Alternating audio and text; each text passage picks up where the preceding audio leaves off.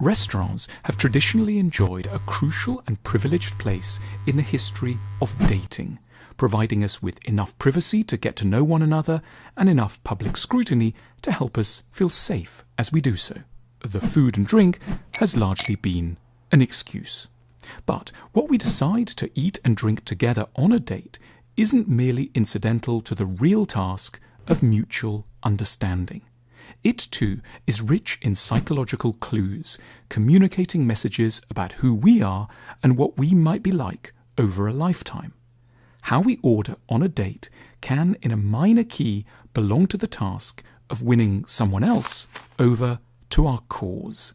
So, let's think of a number of ways of ordering food and drink that suggest intriguing and complex things about our identities. A large mixed salad accompanied by a plate of fries on the side. We could eat the fries with our fingers and occasionally dip them in the vinaigrette. This would communicate that we're pretty sensible in many ways, with a keen eye for restraint and a decent amount of self-control. But at the same time, it would suggest that we aren't afraid of our own more impish desires. We'd be hinting that we were a sound blend of the mischievous and the prudent, that we had enough self-mastery and obedience to have earned the right for occasional moments of unorthodox indulgence. Fish fingers off the children's menu.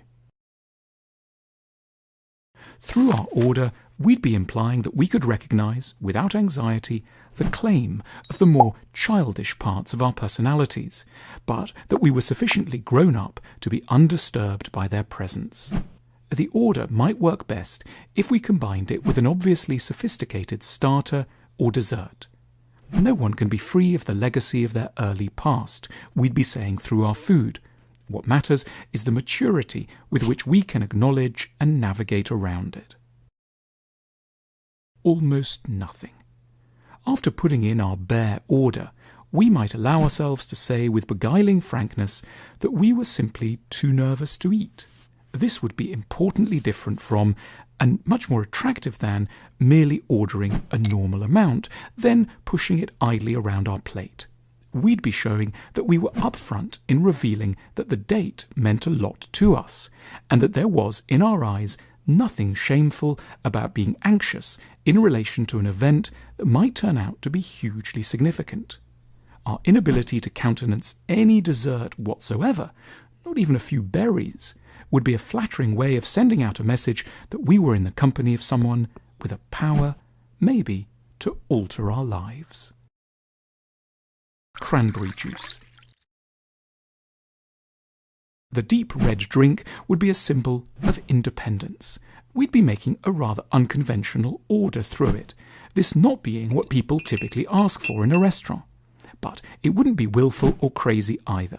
We'd just be quietly asserting that we didn't mind appearing a little odd for the sake of getting something we genuinely liked. We would be, via the glass, saying that we were our own sort of people.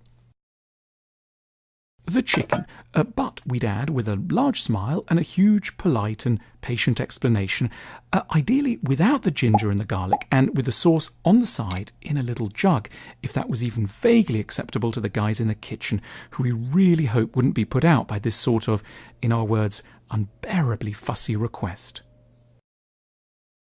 Through this kind of order, we'd be communicating that we knew our tastes were complicated and off the beaten track, but also that we had the self-belief and requisite charm to lay out our desires calmly and without undue or grating petulance. Everyone in relationships turns out in time to harbour a host of very particular requirements. No one, however casual they might appear at first, is ever really easy in the long term.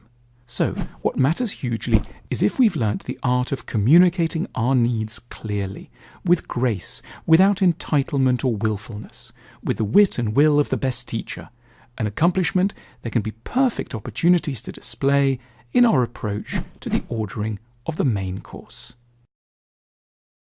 Something we hadn't ever ordered, but that was sitting on our date's plate and that looked especially appealing, and that we'd very sweetly ask if we could have a bit of.